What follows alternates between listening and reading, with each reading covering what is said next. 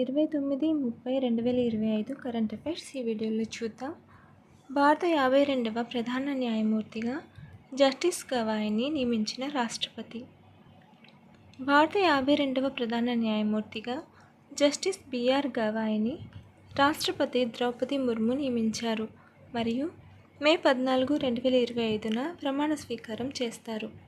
Justice KG Balakrishnan తర్వాత ఈ పదవిని నిర్వహిస్తున్న రెండవ షెడ్యూల్డ్ కుల న్యాయమూర్తి ఆయన. ఆర్టికల్ 370 నోట్ల రద్దు, ఎన్నికల బాండ్లు వంటి అనేక చారిత్రక రాజ్యాంగ తీర్పులకు జస్టిస్ గవాయ్ దోహదపడ్డారు.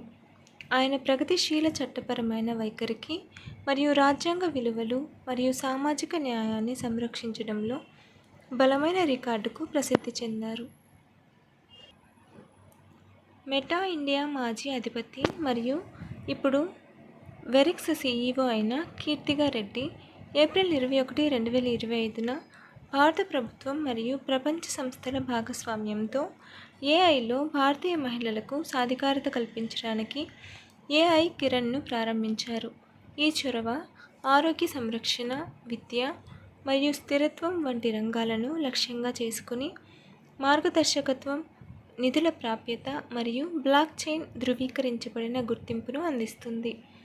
స్టెమ్ విద్యలో మహిళా ప్రాతినిధ్యం ఎక్కువగా ఉన్నప్పటికీ జెన్ ఏఐ పాత్రలలో మహిళల వాటా తక్కువగా ఉంది. జూనియర్ స్థాయిలలో కేవలం 33% మరియు సీనియర్ స్థాయిలలో 19%. ఈ అంతరాన్ని ఏఐ కిరణ్ పూరించాలని లక్ష్యంగా పెట్టుకున్నారు. ఘజియాబాద్ నగర్ నిగమ్ యొక్క గ్రీన్ మున్సిపల్ బాండ్ మరియు స్థిరమైన నీటి నిర్వహణ చొరవ. ఘజియాబాద్ నగర్ నిగమ్ భారతదేశపు మొట్టమొదటి సర్టిఫైడ్ గ్రీన్ మున్సిపల్ బాండ్ను జారీ చేసింది.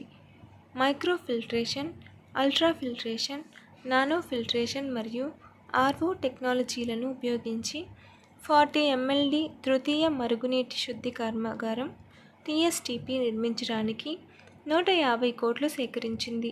ఈ ప్లాంట్ 1400 పారిశ్రామిక యూనిట్లకు రీసైకిల్ చేసిన నీటిని సరఫరా చేస్తుంది.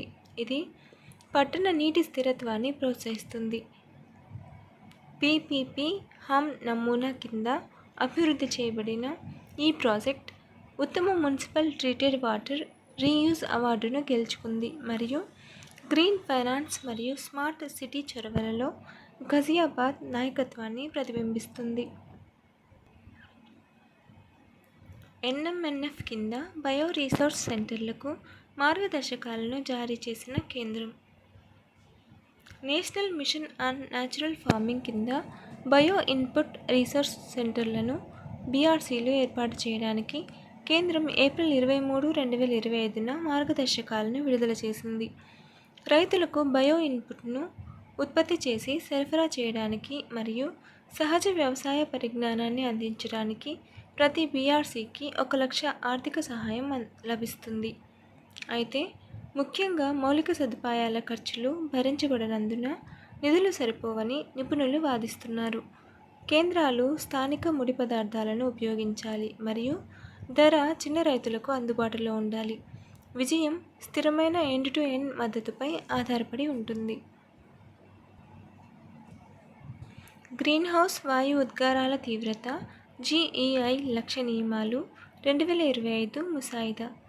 ఏప్రిల్ 16, 2025న పర్యావరణ మంత్రిత్వ శాఖ జారీ చేసిన డ్రాఫ్ట్ గ్రీన్హౌస్ వాయు ఉద్గారాల తీవ్రత లక్ష్య నియమాలు 2025 సిమెంట్, అల్యూమినియం, గుజ్జు మరియు కాగితం మరియు క్లోర్ ఆల్కలీ వంటి అధిక ఉద్గార పరిశ్రమలలో GHG ఉద్గారాల తీవ్రతను నియంత్రించడం లక్ష్యంగా పెట్టుకుంది.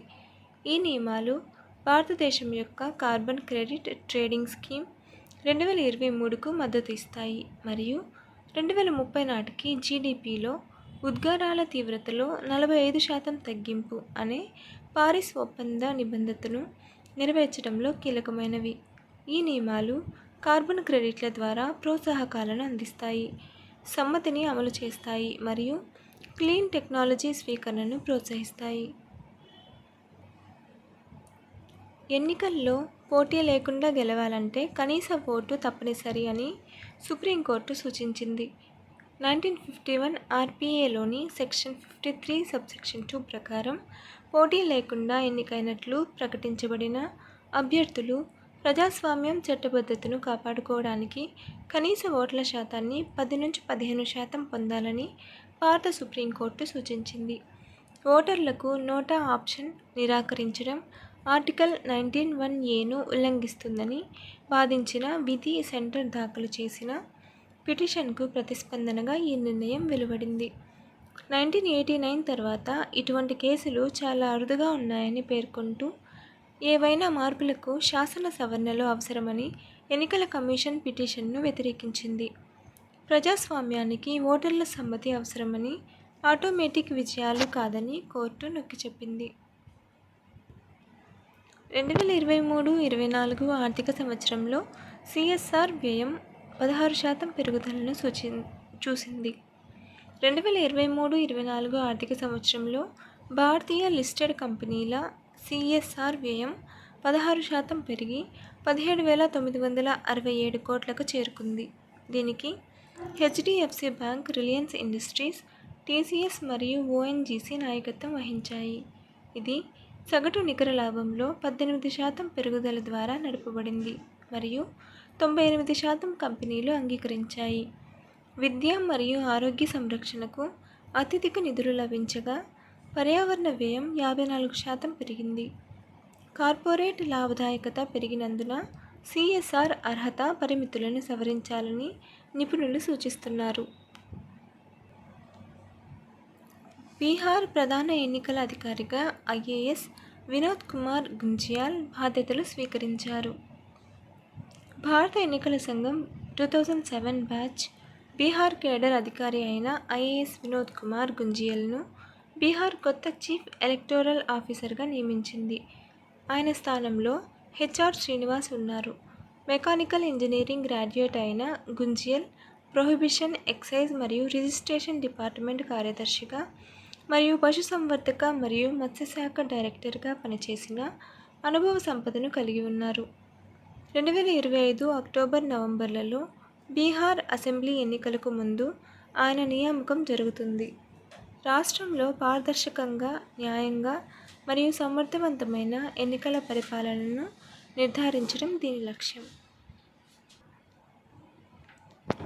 వరల్డ్ సోషల్ రిపోర్ట్ 2025 ఐక్యరాజ్యసమితి ఆర్థిక మరియు సామాజిక వ్యవహారాల విభాగం ప్రచురించిన ప్రపంచ సామాజిక నివేదిక 2025 60% మంది ప్రజలు ఎదుర్కొంటున్న ఆర్థిక అభద్రత, పెరుగుతున్న ప్రపంచ అసమానత, సంస్థలపై నమ్మకం తగ్గడం మరియు వాతావరణ మార్పు మరియు సంఘర్షణల ప్రభావాన్ని నొక్కి చెబుతుంది. ప్రపంచ జనాభాలో 95% కంటే ధనవంతులైన 1% మంది ఎక్కువ సంపదను కలిగి ఉన్నారని ఇది హైలైట్ చేస్తుంది మరియు ముఖ్యంగా ఆరోగ్యం, విద్య, పేదరికం తగ్గింపు మరియు అసమానతలలో స్థిరమైన అభివృద్ధి లక్ష్యాలను చేరుకోవడానికి సామాజిక ఒప్పందాలు, న్యాయమైన పన్నులు మరియు బలమైన సంస్థల పునర్నిర్మాణానికి పిలుపునిస్తుంది. తిరోగమన ధోరణులను తిప్పికొట్టడానికి మరియు సమ్మిళిత వృద్ధి మరియు భద్రతను పెంపొందించడానికి అత్యవసర ప్రపంచ సహకారాన్ని ఈ నివేదిక నొక్కి చెబుతుంది.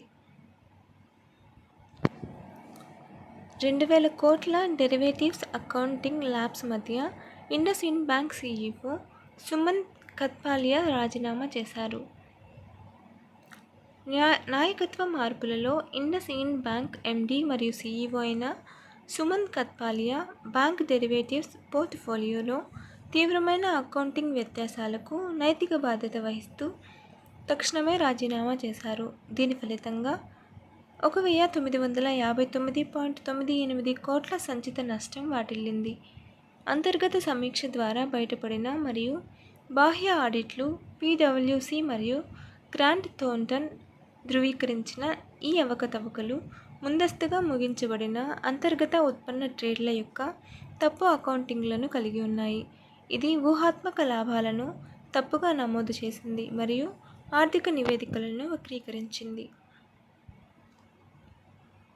భారత వైమానిక దళ అధికారి మరియు గగన్యాన్ వ్యోమగామిగా నియమితుడైన గ్రూప్ కెప్టెన్ శుభాంశు శుక్లా మే 29, 2025న అంతర్జాతీయ అంతరిక్ష కేంద్రం ISSకు ఆక్సియం మిషన్ 4 AX-4లో ఎగురుతారు. ISSని సందర్శించిన మొదటి భారతీయ వ్యోమగామి అయ్యాడు. స్పేస్ ఎక్స్ డ్రాగన్ అంతరిక్ష నౌక 14 రోజుల పాటు బహుళజాతి సిబ్బందిని తీసుకువెళ్తుంది. 31 దేశాల నుండి 60+ శాస్త్రీయ ప్రయోగాలను నిర్వహిస్తుంది. వీటిలో ఇస్రో షార్ట్ లిస్ట్ చేసిన 7 భారతీయ మైక్రోగ్రావిటీ అధ్యయనాలు ఉన్నాయి. వీటిలో మైక్రో ఆల్గే, కండరాల పునరుత్పత్తి, టార్టిగ్రేడ్లు మరియు మూంగ్ మరియు మెంతులు వంటి భారతదేశ కేంద్రీకృత ఆహార మొలకెత్తడంపై పరిశోధనలు ఉన్నాయి. ఇవి ప్రపంచ అంతరిక్ష పరిశోధన మరియు మానవ అంతరిక్ష ప్రయాణానికి భారతదేశం యొక్క పెరుగుతున్న సహకారాన్ని బలోపేతం చేస్తాయి. అమెజాన్ తన ప్రాజెక్ట్ కైపర్ కోసం మొదటి 27 ఉపగ్రహాలను ఫ్లోరిడా నుండి ULA అట్లాస్ 5 రాకెట్ ఉపయోగించి ప్రయోగించింది. ముఖ్యంగా గ్రామీణ ప్రాంతాల్లో ప్రపంచ బ్రాడ్బ్యాండ్ కవరేజ్ కోసం 3236 ఉపగ్రహ కూటమిని నిర్మించడం లక్ష్యంగా పెట్టుకుంది. ఈ చర్య అమెజాన్ను ఇప్పటికే మార్కెట్లో అగ్రగామిగా ఉన్న స్పేస్ఎక్స్ స్టార్లింక్తో ప్రత్యక్ష పోటీలో ఉంచుతుంది.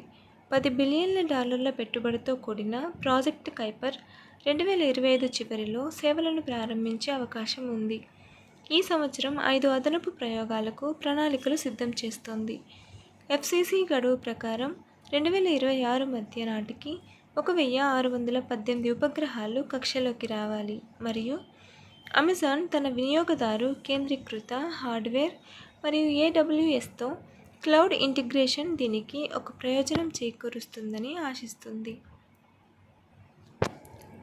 భారతీయ సినిమా పితామహుడు దాదాసాహెబ్ ఫాల్కే జయంతి ఏప్రిల్ 30, 2025న భారతదేశం మొట్టమొదటి పూర్తి నిడివి చలనచిత్రం రాజా హరిశ్చంద్ర 1913ను రూపొందించిన భారతీయ సినిమా పితామహుడు దాదాసాహెబ్ ఫాల్కే 155వ జయంతిని జరుపుకుంటుంది.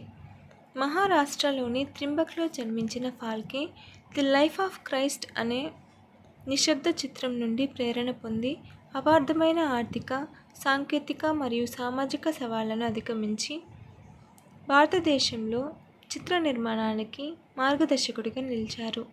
ఎవరి మద్దతు లేకుండా అతను ఆస్తులను తాకట్టు పెట్టాడు, లండన్లో చిత్ర నిర్మాణం నేర్చుకున్నాడు మరియు నిషిద్ధాల కారణంగా పురుషులను స్త్రీ పాత్రల్లోకి తీసుకున్నాడు.